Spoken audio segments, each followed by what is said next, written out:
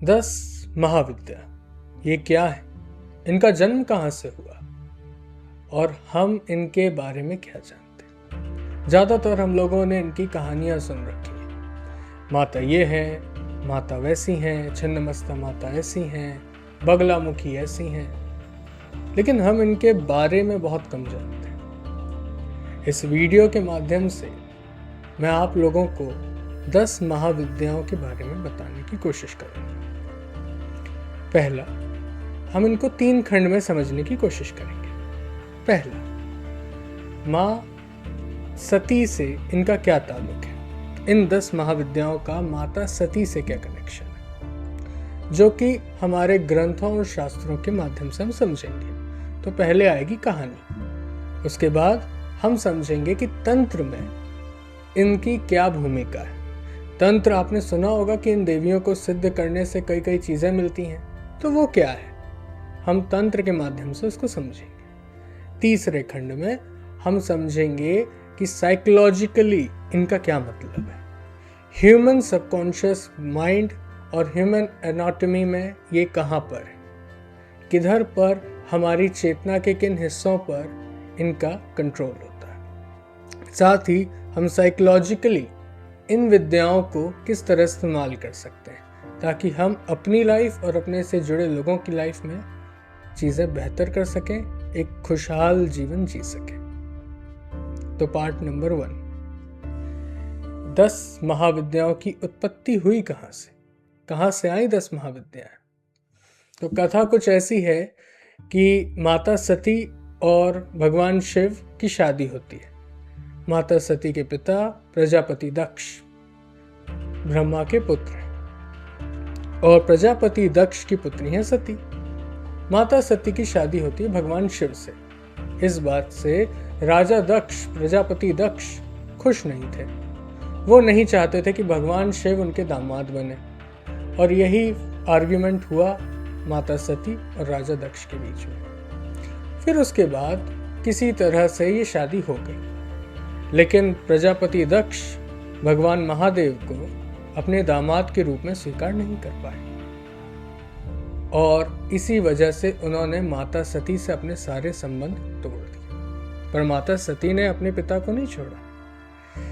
फिर कुछ समय तक भगवान शिव और माता सती कैलाश में खुशी खुशी एक साथ रहते थे। एक बार प्रजापति दक्ष ने एक महान हवन या यज्ञ का आयोजन किया।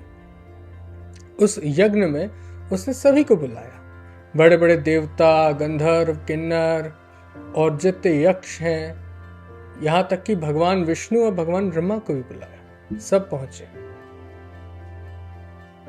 लेकिन उन्होंने नहीं बुलाया तो भगवान शिव को। इस बात से माता सती थोड़ा आहत हुई, उन्हें दुख हुआ। फिर भी उनका पितृमोह जागा। उन्होंने कहा कि पिता से गलती हो सकता है मेरे पिता अभी तक मुझसे गुस्सा है। मोहवश, प्रेमवश वो सोची कि मैं जाकर सब कुछ ठीक कर देती हूँ, शायद मेरे पिता मान जाएं, क्योंकि इतना समय हो चुका है। उन्होंने भगवान शिव से कहा कि आप भी चलिए, मेरे पिता ने यज्ञ रखा है, सबको बुलाया है, आप भी चलिए।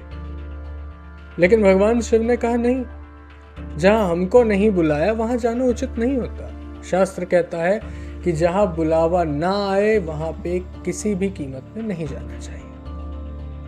लेकिन उनका पुत्री मोह जागा हुआ था। हालांकि ये लीला थी, पुत्री मोह नहीं जागता।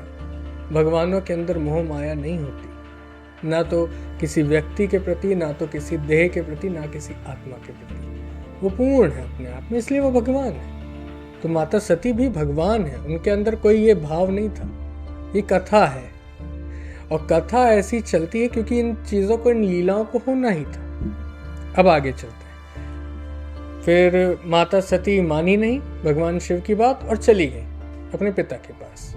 जैसे ही वो वहां यज्ञ में पहुंची, लोगों ने मजाक उड़ाना शुरू कर दिया। बड़े बड़े देवता, बड़े बड़े गंधर्व, किन्नर, यक्ष और यहाँ तक कि माता सती की अपनी सगी बहनें सप्तऋषियों के साथ मिलकर मजाक उड़ा रही थी। इस बात से माता सती काफी उदास हुई और उन्हें बुरा लगा, और उन्हें लगा कि शायद मेरे पिता इन सब चीजों पे स्टैंड लेंगे, मेरे पिता इन सब को बोलेंगे कि मेरा इस तरह अपमान ना करो, समझाएंगे।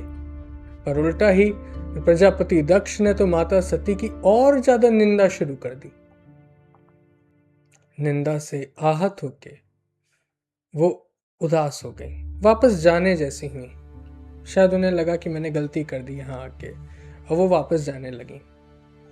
फिर प्रजापति दक्ष ने भगवान महादेव का अपमान शुरू कर दिया, भगवान शिव का अपमान शुरू कर दिया। इस चीज से माता सती को क्रोध आया कि तुम भले ही मेरे इस जन्म के पिता हो, पर तुम्हें कोई अधिकार नहीं मेरे आराध्य का मजाक उड़ाने की, और मेरे पति भी हैं वो तो इस चीज से वो इतनी क्रोध में आ गई कि उन्होंने कहा कि तुम मेरे पति का मजाक उड़ा रहे हो, और मैंने ये पाप हो गया मुझसे कि मैंने सुन लिया उस मजाक को, मेरे से ये पाप हो गया, मेरे शरीर से पाप हो गया, और तुम जो मजाक उड़ा रहे हो उसी का दिया हुआ ये शरीर है, मैं तुम्हारी पुत्री हूं और तुम्हारा ही दिया हुआ ये शरीर है।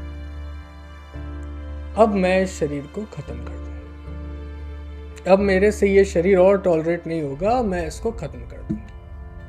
और यही होते ही माता सती उस हवन कुंड यज्ञ कुंड में जाकर बैठ गई और अपने देह को समाप्त कर लिया।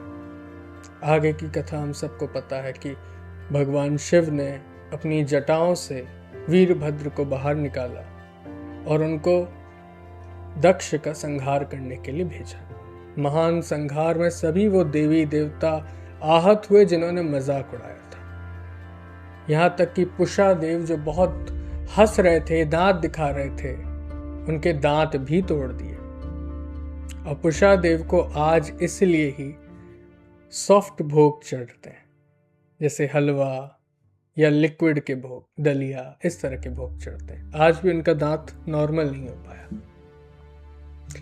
फिर प्रजापति दक्ष का वीरभद्र ने गला काटा और भगवान शिव ने बकरे का गला लगा दिया, बकरे का चेहरा लगा दिया। जैसे ही माता सती ने देह त्याग किया, उन्होंने अपनी शक्तियों को 10 रूपों में मैनिफेस्ट कर लिया, प्रकट किया। याद रहे ये शरीर नहीं है इनमें, ये ऊर्जा रूप है।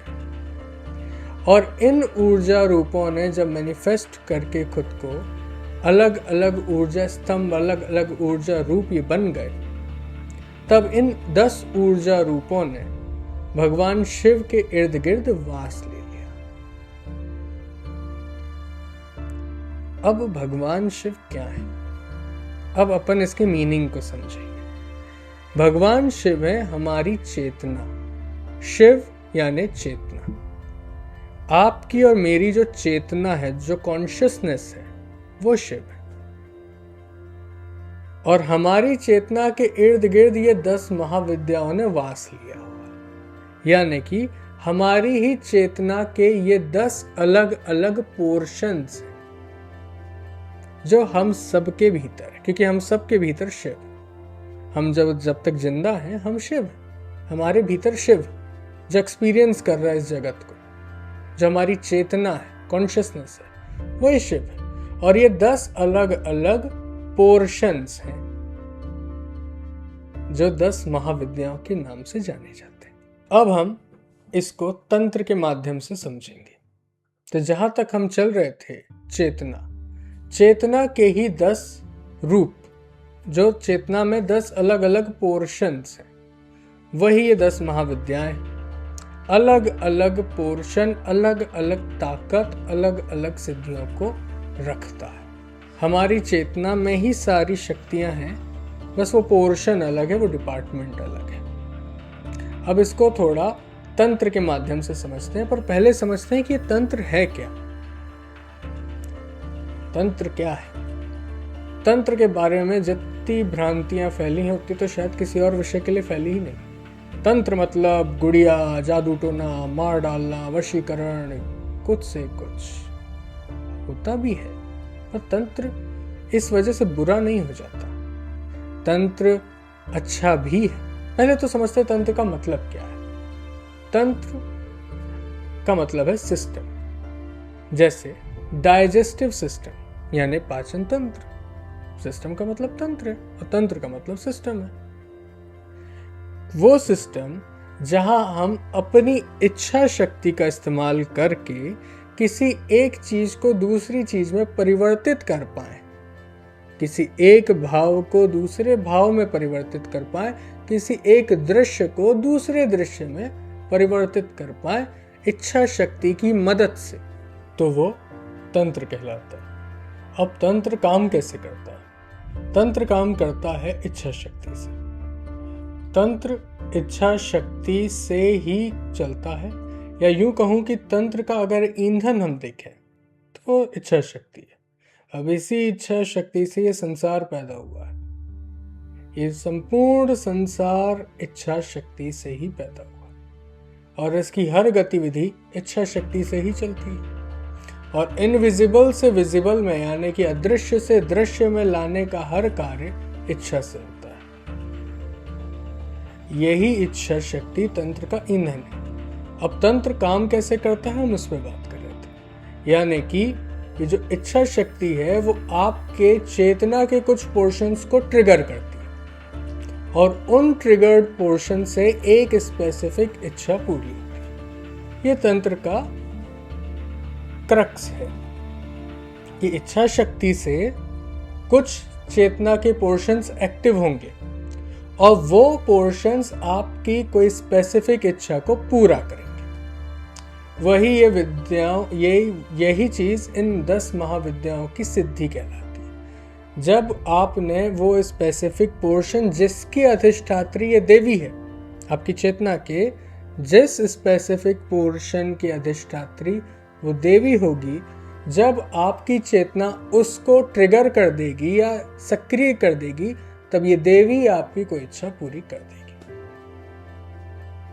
इस तरह से तंत्र काम होता है। इसी को सिद्धि कहते हैं। और सिद्धि कुछ और नहीं है, जब आपकी चेतना के ही कुछ पोर्शंस एक्टिवेट हो जाते हैं बाय प्रैक्टिस और बाय एक्सीडेंट। जब ये एक्टिवेट हो जाएंगे तो वो कुछ ऐसी अलौकिक चीजें आप कर पाएंगे, उसी को सिद्धि कहती है। ठीक है।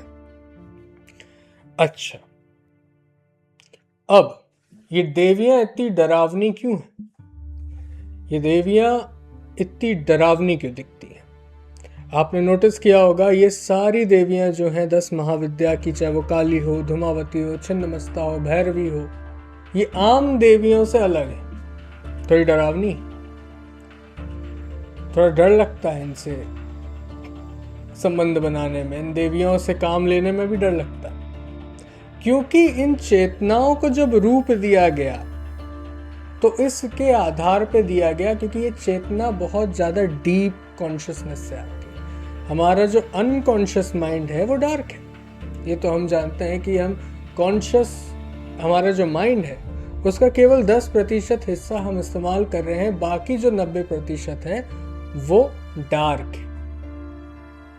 अब उस डार्क से ये देवियां आ रही हैं, इसलिए इनको भयावह रूप दे दिया, डरावना रूप दे दिया, क्योंकि ये उन पोर्शंस को दर्शा रही हैं। तो जिसने भी काली की ऊर्जा को ये रूप दिया, रूप देने का भी अर्थ समझिए, हमारे ऋषि मुनियों ने रूप दिए इनको। ये ऐसी है नहीं, तो ये ऊर्जा है। ऊर्जा का कोई रूप नहीं हो सकता। ऊर्जा अपने आप में ऊर्जा है, लेकिन समझाने के लिए और उस चीज को उस तरीके से इस्तेमाल करने के लिए जहाँ पे भी रंग होगा, रूप होगा, शेप होगा, फॉर्म होगा, हम उस चीज से थोड़ा फ्रेंडली हो जाते हैं, हम समझ पाते हैं, हम कल्पना कर पाते हैं। लेकिन फिर भी इनको डरावने रूप इसलिए दिए गए ताकि हम समझ जाएं कि ये जो देवियां हैं इनके साथ जब हम काम कर रहे हैं तो तकलीफें भी हो सकती हैं, क्योंकि बिल्कुल अनकॉन्शियस की चीजें उठा के लाएंगी। और जब आप इन पोर्शंस को छुओगे तो आपके साथ भी तकलीफ हो सकती है। इसलिए तंत्र साधकों को हमेशा कहा जाता है, तंत्र साधना जिसको भी करनी हो हमेशा एक गुरु की गाइडेंस में ही करनी चाहिए, क्योंकि हम अनकॉन्शियस से आ रहे प्रेशर को, फोर्स को नहीं झेल पाते।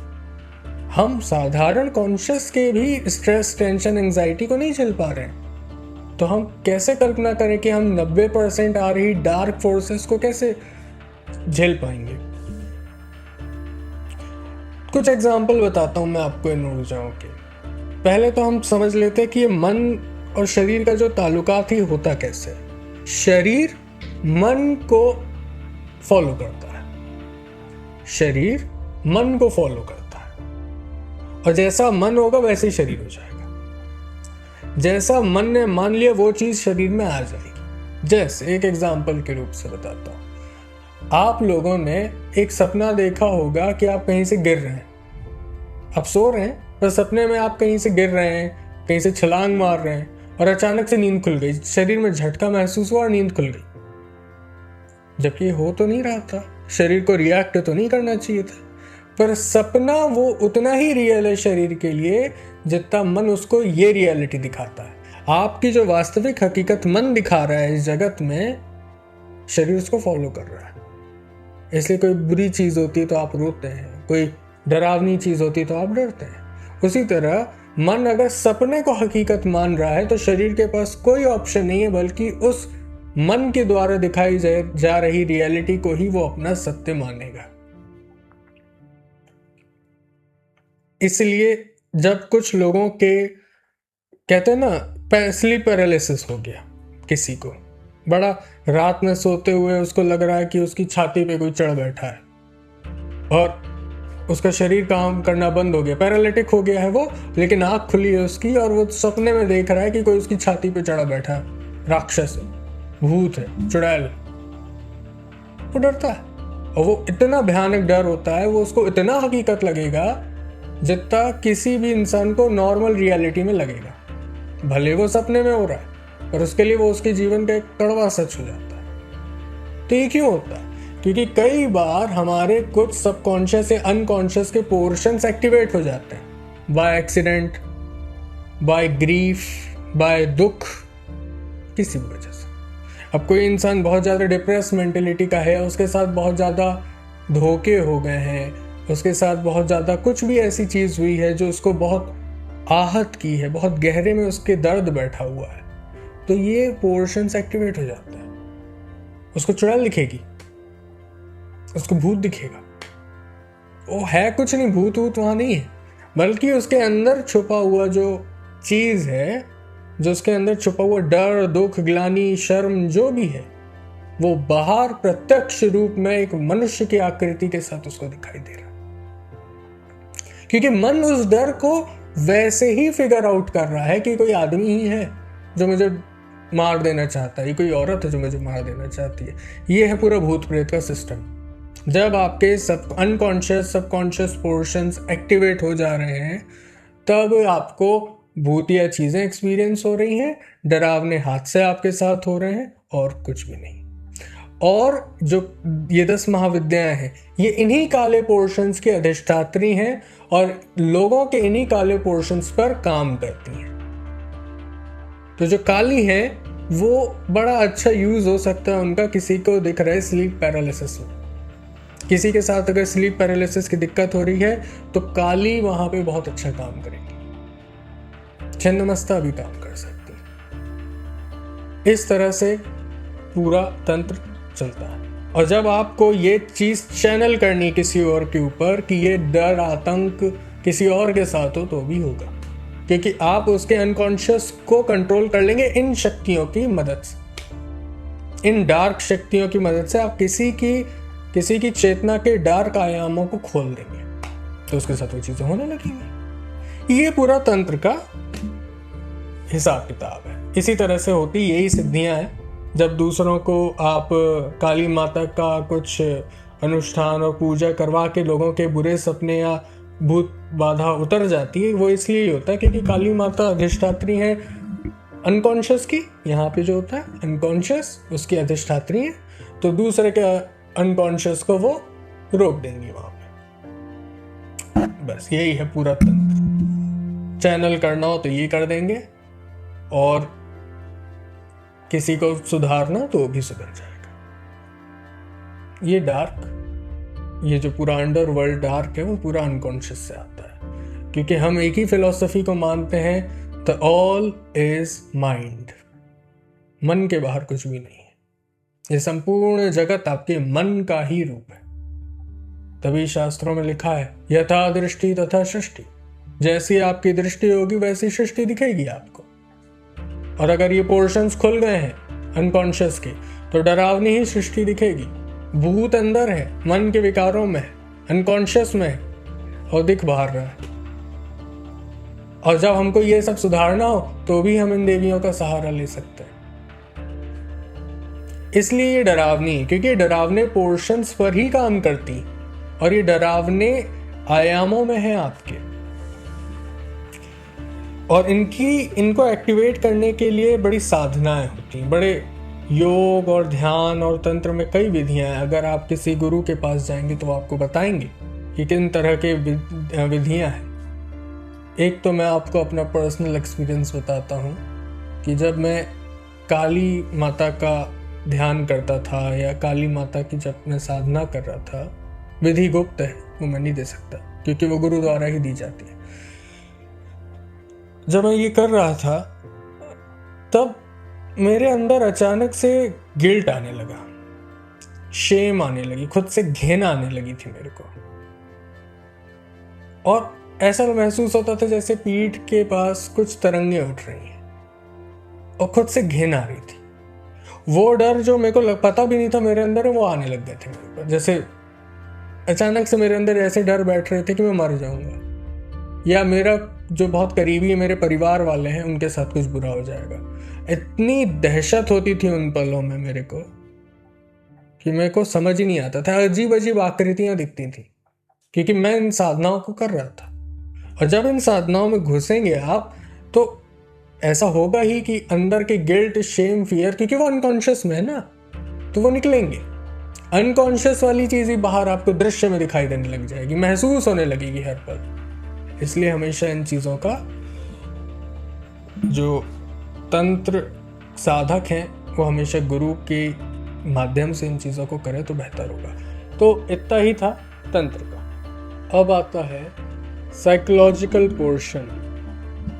ये मेरा फेवरेट पार्ट है और ये आपका भी, क्योंकि अब इसमें हम सीखेंगे कि हम किस तरह से इन शक्तियों का इस्तेमाल तो कर सकते हैं बिना खुद को प्रॉब्लम में डाले, बिना कोई, अगर आपका कोई गुरु नहीं है फिर भी आप चाहते हैं कि हम इन शक्तियों का इस्तेमाल करें, तो हम साइकोलॉजिकल तरीके से इनका इस्तेमाल करेंगे। इसमें साधना नहीं होगी और साथ ही तंत्र के दुष्परिणाम भी नहीं होंगे।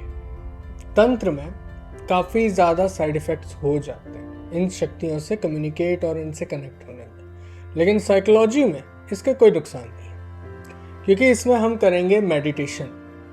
एक एक शक्ति के रूप का आवाहन करेंगे, एक एक शक्ति की पावर को अपने अंदर वापस से सक्रिय करेंगे, चैनल करेंगे, क्योंकि वो हमारे अंदर ऑलरेडी मौजूद है। तो साइकोलॉजिकल वे में अब हम इसको समझना शुरू करते हैं। आपका माइंड, जिसका 10% कॉन्शियस माइंड है, बाकी का 90% अनकॉन्शियस और सबकॉन्शियस बटा हुआ। तो ये जो 10 देवियां हैं ये आपके कुछ सबकॉन्शियस में और कुछ अनकॉन्शियस में वास करती हैं।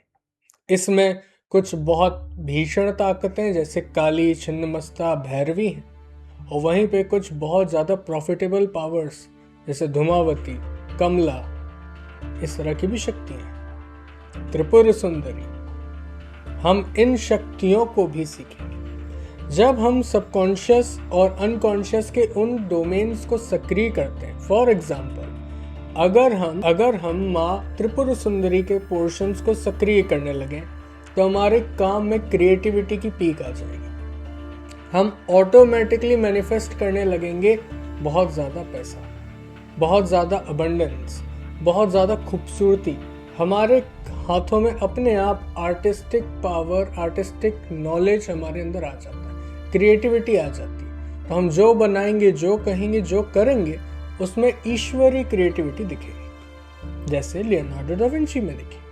उन्हें नहीं पता होगा कभी शायद कि त्रिपुर सुंदरी जैसी कोई देवी भी है, पर फिर भी वो अपने माइंड के उस पोर्शन में चले गए, या किसी हाथ से या किसी प्रैक्टिस से उन्होंने उस पोर्शन को सक्रिय कर लिया जिससे क्रिएटिविटी आती है। हम जानबूझ के उन पोर्शंस को सक्रिय करेंगे। त्रिपुर सुंदरी से हम क्रिएटिविटी, खूबसूरती और अबंडेंस को क्रिएट करेंगे। मैनिफेस्ट करेंगे।